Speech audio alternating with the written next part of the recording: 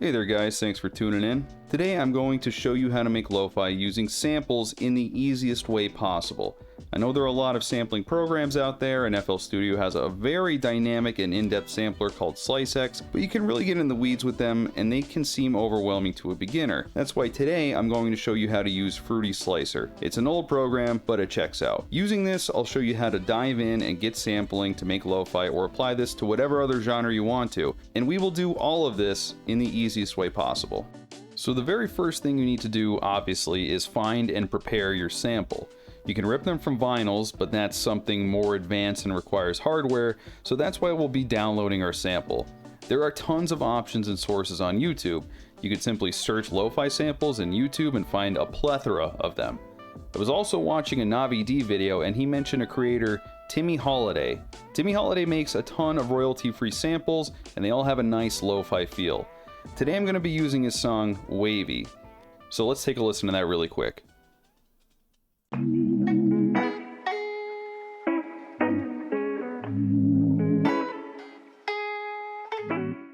Okay, that sounds great. So now that we found our sample, the program that I'm going to use to download this stuff off YouTube is YouTube DLG. It's a great program and I highly recommend it, so you can skip the sketchy web-based downloaders because no one really likes those. There are tutorials that explain how to get this program, so I'll link that in the description. Then you can simply copy and paste your link, add it, and then download it. And once that's done, we're going to drop the file into FL Studio. So now we dragged and dropped our sample into FL Studio, and first thing is first, we want to get our sample tempo to match up with the project tempo. I'm going to explain this as carefully as I can because trust me, I know this can get frustrating, so bear with me, I'm going to help you out. So the first thing you have to do is to find the tempo of the sample. There are different ways to do this, but first I'm going to show you the easiest way. Double click your sample to open up the options menu of the sample. Then you're going to right click your waveform.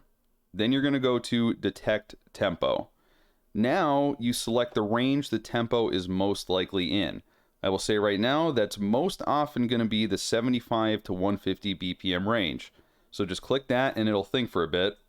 Once FL Studio gets the tempo, you're going to see this little window that pops up and it's going to ask you if you want to set the project tempo to what it thinks the sample tempo is.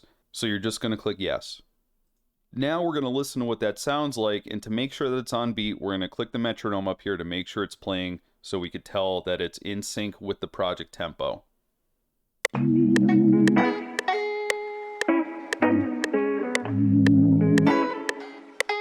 Well, guess what? That doesn't sound right at all, does it? So what's wrong here? Why is it still off beat? It's simply because the first beat of the song doesn't start exactly at 0 seconds. This is common and I guarantee you'll run into this. So the question is, how do we fix this?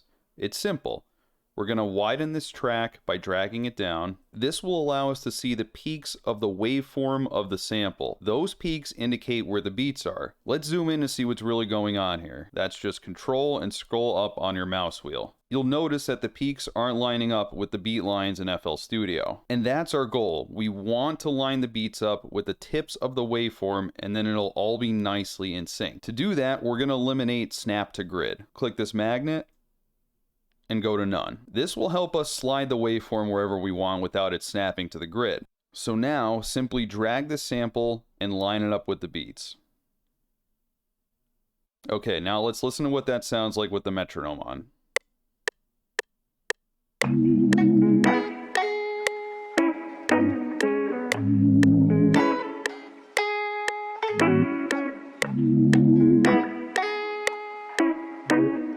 Okay, great. That's pretty much dead on. Now everything is in sync. The metronome now lines up with the sample. Everything's great. But now we run into another issue. If we're doing lo-fi or a faster beat, we might want to change the tempo of our project up here. The problem is, if we change the tempo of the project right now, everything is going to be out of sync again. So how do we change the beat of the project, but keep the sample in sync and prevent the pitch of the sample from shifting? Well, all you have to do is double click your sample again, find this drop down mode here, and then you're going to click stretch. Now you're free to change the project tempo and the sample will stay in sync. For this tutorial, I'm going to make a lo-fi sounding song, so I want the BPM lower, let's say 90 BPM. So all I'm going to do is right click the project tempo, Go to 90 BPM, and let's take a listen to what that sounds like.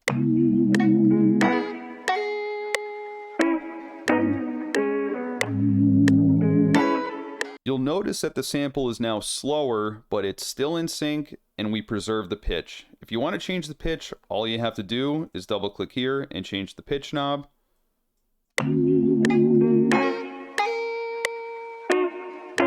Or we can do that in Fruity Slicer, which I'll get to later. Okay, so now we're really close to adding this into Fruity Slicer to start chopping up our sample and having fun. But if we drop this entire song into Fruity Slicer right now, we would have a lot of slices, which would make it pretty hard to work with. So what I typically do is find a cool sounding small section of the song that you could loop.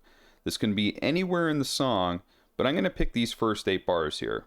First, I'm going to slice it using the slice tool, then use the draw tool, and delete the part that I don't want by right-clicking it. Now it's time to tidy this up and slide the sample back to the start. But remember how the song doesn't start at 0 seconds? Well, that's why we're going to cut the beginning part off with the draw tool. So I'm just going to zoom in on the sample, drag this over and cut off this little tail end, and now we could zoom out, and this is going to butt up nicely right against the back end.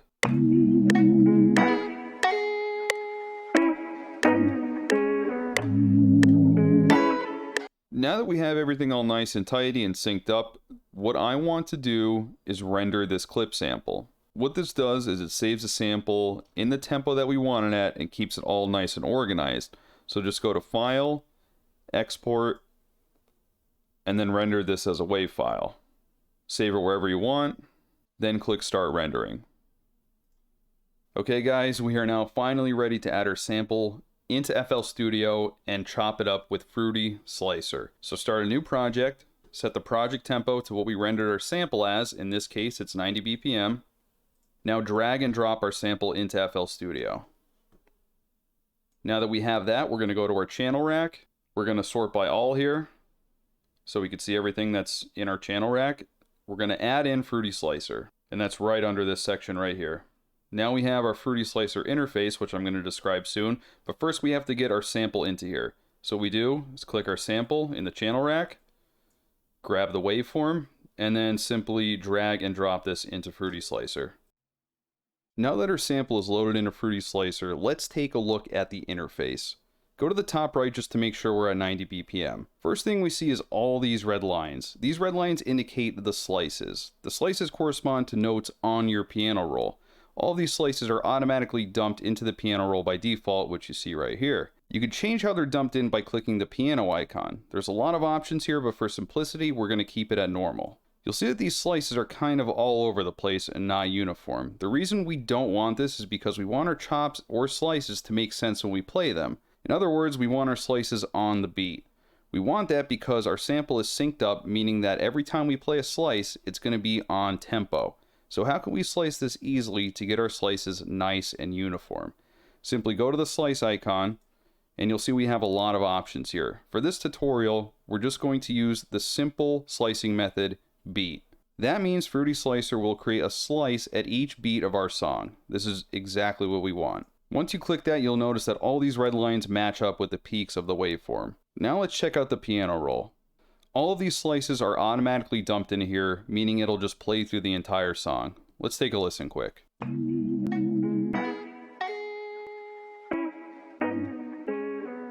Now you might notice a clicking sound which sounds awful. This is typical when you're slicing a sample in a program like this because it's not playing the whole song, it's just playing each slice. You can easily eliminate that by adjusting the attack. To do that, we're going to go back to the Fruity Slicer interface.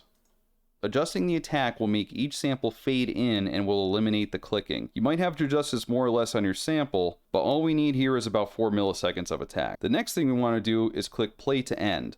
This will allow a slice played in the piano roll to trigger and then continue to play the sample for as long as you drag the note out for. I always keep this on just because as you slice, you might want the slice to play longer, and if not, you could just end the note wherever you want. I'll get into that once we start slicing. Before we start slicing, let's look at some other options really quick. You can adjust the decay, which is just like attack except it adjusts the fade out of each slice. You can also adjust pitch shift with this slider while keeping the sample in time. Right next to that is time shift, which will stretch your slices to fill any gaps and sync it to the beat. This is something slightly more advanced, but we don't really have to worry about it since we synced up our sample prior to this. You could also adjust the auto slicing thresholds, which basically means it'll tweak the slice detection and add more or less slices. We're just going to leave all of this alone for now. There's an in-depth manual you can dive into if you really want to learn more about all these options, so I'll leave that link in the description. Okay, now with all that boring crap out of the way, we can finally start slicing. Go back into your piano roll of Fruity Slicer and just delete everything. Now you have a nice blank canvas to work with here. So I'm just going to start placing notes around, playing through them, and seeing if I need to tweak them, extend the note, or just pick a new slice altogether. Now you might have something in mind for your beat, you might not, but that's where this gets fun. You can just start experimenting and placing these notes all over the place, giving them different lengths, doing repeated notes, whatever you want. I know some people might not like it, but I'm about to say that there really is no strict guide to chopping samples. But you do want it to make sense musically. It has to flow and it has to quote unquote sound good. I promise you, as you're starting out, you will not be able to just jump in and immediately make something that sounds amazing. Chopping up a sample is a time-consuming process, but the payoff at the end is great, and you can create some really cool stuff with this simple program. So I'm going to continue messing around and placing slices on this piano roll and see what I could come up with. So here is my final product. I use my infamous pro tip, mess around until it sounds good. I'm kind of joking, but you really do have to do that. But I'm going to explain my thought process while going through this and kind of do a beat breakdown, so hopefully this will help guide you when you're chopping up your next sample. So let's listen to this first section.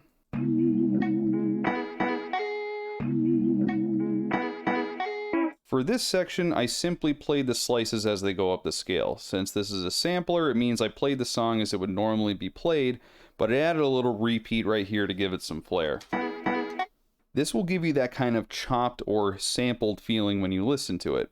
At the very end, before I go into the third bar, I slightly change it up and use this little transition note. It helps your mind know, oh hey, something new's gonna play. Now let's listen to the next section.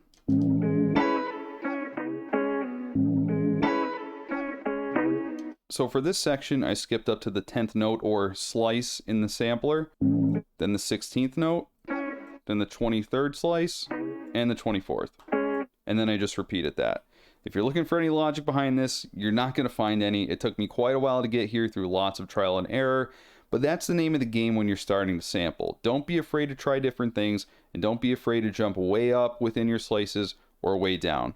When you get a slice that you like, one that sounds good and makes sense with what you're building, stick with it and keep building your song. Now you'll notice that I slightly slid this 23rd slice so it triggered just a little bit sooner. To do that, just hover over the note, hold down Shift, and scroll with the mouse wheel. The reason that I did this is because not all these slices are perfectly timed and maybe just slightly off beat, but by sliding it, I got it to trigger at the right time so the note that played sounded on beat. Don't be afraid to do this. So this section makes sense musically. You'll see I played the 23rd and then the 24th slice, and then I inverted that at the end of this bar. This again helps give a little variety and triggers your brain to go, oh hey, another transition's coming up. Then I repeated the first 3 bars note for note. Then I went into the very final section of my loop. I found this piece of the song that I really liked. And that's the 15th slice in the sampler. This gave me a nice resolution and sounded good resolving back to the beginning. I like to make these all 8 bars instead of just a shorter loop. Lo-fi really doesn't change up that much and kind of continues in doing the same thing over and over, but if you want to make different chops, you can absolutely do that. Now this isn't a tutorial to make a lo-fi beat, but I did make something really quick and simple in here so I could produce a final song so you could listen to it so you know what you're getting into. Anyways, here's the beat that I made.